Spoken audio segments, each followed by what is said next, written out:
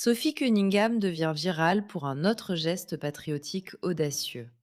Et alors que cette femme affronte seule la scène sportive et tente de défendre les droits des femmes dans le domaine du sport, elle constate maintenant que 73% des Américains sont d'accord avec son opinion et sa perspective selon lesquelles il ne faut tout simplement pas autoriser les hommes dans les sports féminins. Point final. Et nous adorons une reine forte. Une reine patriotique.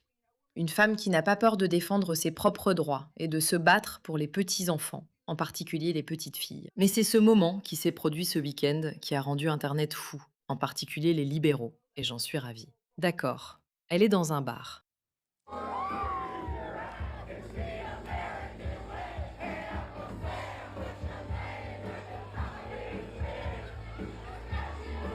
Façon. Donc, pour ceux d'entre vous qui ne connaissent pas, elle chante dans un bar country hier soir, Courtesy of the Red, White and Blue de Toby Keith, qui est une chanson sur le patriotisme poussé à l'extrême. Les filles américaines et les gars américains se lèveront toujours et salueront. Nous reconnaîtrons toujours quand nous verrons la bannière étoilée flotter. Beaucoup d'hommes sont morts pour que nous puissions dormir en paix la nuit quand nous posons la tête. Ici, on parle de ce que cela signifie d'être américain et de la fierté que l'on ressent. Il y a eu tellement d'hommes qui ont sacrifié leur vie pour que les gens puissent vivre en paix, être américains et soutenir le drapeau. Et c'est exactement le genre de discours que les gauchistes détestent absolument. Parce que quand quelqu'un sait ce qu'il veut protéger, ce qu'il veut défendre, ce pourquoi il se bat et ce en quoi il croit, on ne peut pas vraiment les faire piller avec des idées folles et chaotiques comme les droits des personnes transgenres dans le sport. Je veux dire, c'est un peu évident. Donc c'est le genre de chanson, très patriotique, qui rend les gauchistes complètement fous. «Eh End, va tamponner ton nom en haut de sa liste» et la statue de la liberté commence à lever le poing et l'aigle va s'envoler mec, ça va être l'enfer. Et quand tu entends Mère Liberté commencer à sonner sa cloche, tu as l'impression que tout le pays s'abat sur toi. Je t'apporte ça, courtesy of the red, white and blue.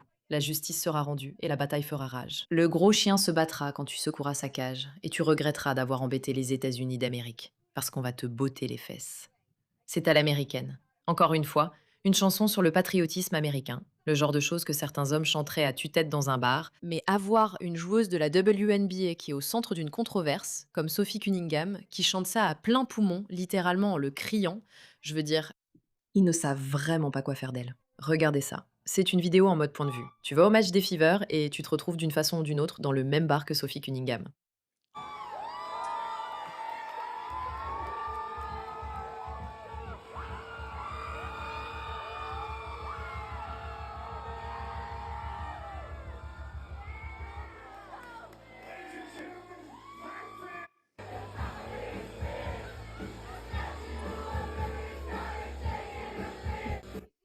Vous voyez, ce n'est pas surprenant d'avoir ici quelqu'un, une jeune fille qui est patriote. Et cela va avec la compréhension idéologique et la clarté morale que l'on ne devrait pas permettre aux hommes transgenres ou aux femmes transgenres de jouer dans les sports américains. Parce que quand quelqu'un sait pourquoi il se bat, sait en quoi il croit, sait ce qu'il défend, et qu'il l'assume sans honte, on ne peut pas les embrouiller avec des idées dangereuses. Je veux dire, ce n'est pas pour rien que toute la stratégie par laquelle la Russie, la Chine et le Qatar cherchent à détruire l'Amérique passe par la création du chaos. Pour que les gens ne sachent plus ce qu'ils pensent, en lançant des idéologies folles aux gens pour qu'ils soient perdus, parce que des gens confus sont faciles à vaincre, mais des gens fiers ne le sont pas. Cette chanson montre pourquoi Sophie Cunningham est si confiante et à l'aise pour tenir tête à la WNBA, et elle a créé un mouvement. Et quand je dis mouvement, je parle d'un vrai mouvement sérieux. Un mouvement intense pour lutter contre la question transgenre actuelle. Je veux dire, on en a parlé, mais maintenant il y a des hommes de la NBA qui essayent de prouver l'absurdité de voir des hommes sélectionnés en WNBA. La WNBA. Comme si cela rendait le match plus équilibré. Je veux dire, regardez cette vidéo. Eh bien, plus tôt cette semaine, j'ai fait l'annonce. Je suis transgenre. Je suis une femme. Je m'identifie parfois comme une femme. D'accord.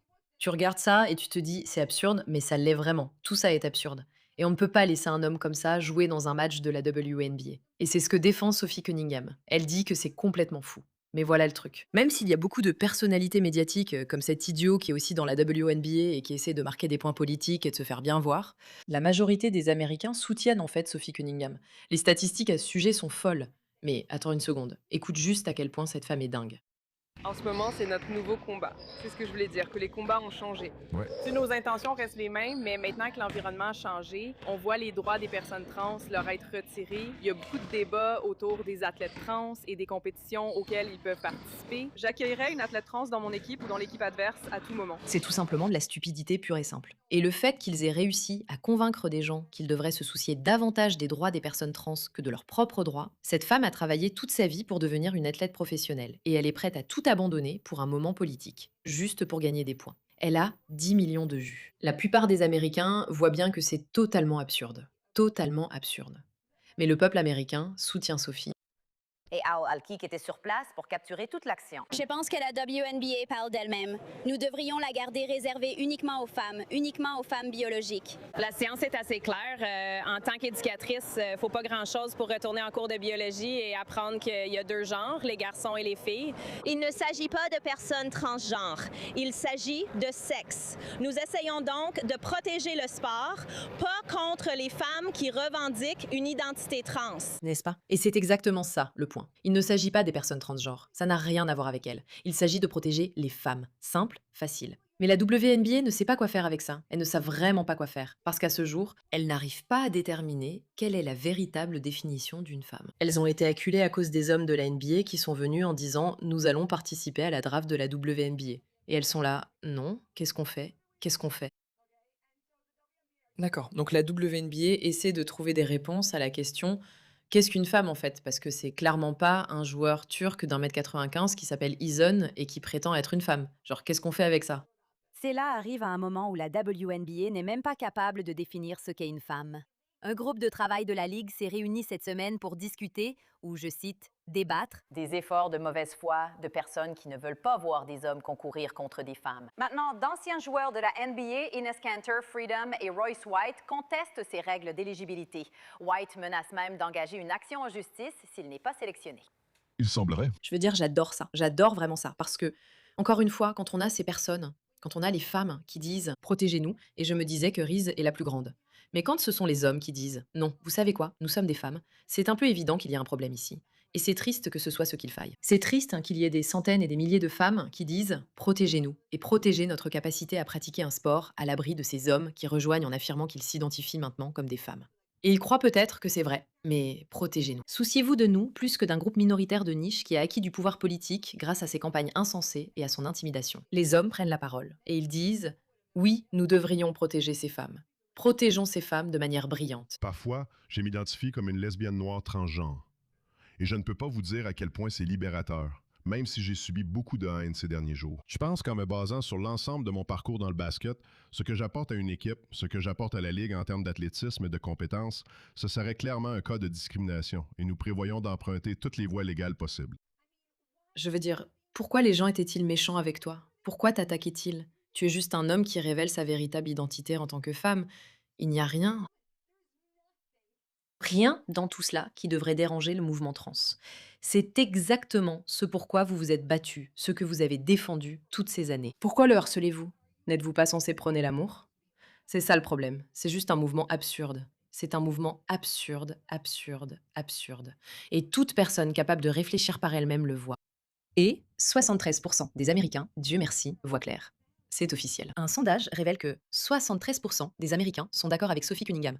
Les hommes qui s'identifient comme femmes n'ont pas leur place dans le sport féminin. La WNBA n'a pas su définir ce qu'est une femme, et elle se trouve du mauvais côté de l'histoire. La Ligue est dirigée par des libéraux locaux. Ils devraient comprendre le message et dire à l'Amérique ce que signifie être une femme. Arrêtez de jouer avec le sport féminin. Ces réunions ont couvert un large éventail de sujets, y compris les discussions en cours sur les athlètes transgenres et la haine persistante, ainsi que le venin dirigé contre les joueuses en ligne. Il n'y a pas de question d'éligibilité immédiate affectant la WNBA. Si, il y en a. Et nous dénonçons fermement les tentatives de mauvaise foi d'utiliser ces sujets pour rabaisser ou marginaliser les autres. En d'autres termes, nous n'avons aucune idée de la façon de gérer cela. Oui, ils disent qu'il n'y a aucun sujet à traiter pour le moment. Là-bas ou parce que si. quand? Ines Kanter et Royce White ont déclaré leur éligibilité. J'ai parcouru la convention collective de 409 pages, qui est en quelque sorte la constitution que la... Et il est écrit que pour être éligible, il faut être, je cite, une femme. Mais nulle part dans ces 409 pages, il n'est défini ce qu'est une femme. Je veux dire, c'est complètement fou, non? La WNBA n'a pas été capable de déterminer ce qu'est une femme lors d'une réunion mercredi. La réunion d'aujourd'hui a couvert un large éventail de sujets, y compris les discussions en cours sur les athlètes transgenres. Vous savez, et d'ailleurs c'est une vidéo de Shihan, et ils ont caché sa poitrine, parce que vous savez, on ne peut pas montrer ça à l'écran. Mais gars, est-ce qu'on peut juste prendre une seconde, reculer un instant et réfléchir à la façon dont nous allons expliquer cela à nos enfants quand ils seront plus grands? Parce qu'avec un peu de chance, d'ici là, tout cela aura été dénoncé. Mais en réalité, nous allons devoir avoir cette conversation. Nous allons leur dire, il y avait cette femme. Elle s'appelait Sophie Cunningham. Elle était grande, elle était blonde, elle était forte, elle était patriote. Elle était courageuse et elle jouait au basket avec les garçons. Et puis, on lui a dit qu'il y avait des hommes qui voulaient prétendre être des femmes et qui voulaient concourir contre elle. Et elle a dit, je pense que c'est mal parce que c'est dangereux pour moi. Et le monde entier l'a détestée pour cela. Au point que des hommes d'1,95 m ont dû prétendre vouloir être des femmes pour essayer de la défendre contre tout ce vacarme. Et l'organisation pour laquelle elle faisait du sport n'arrivait pas à définir ce qu'était une femme. Et donc, quoi? Pouvez-vous vraiment imaginer essayer d'expliquer cela, en dehors du drame auquel nous sommes habitués, à nos enfants qui vont nous regarder comme si nous étions complètement folles, parce que nous avons vraiment l'air complètement folles, parce que toute cette histoire est complètement folle. Il viendra un jour où tout ce mouvement trans va passer au second plan.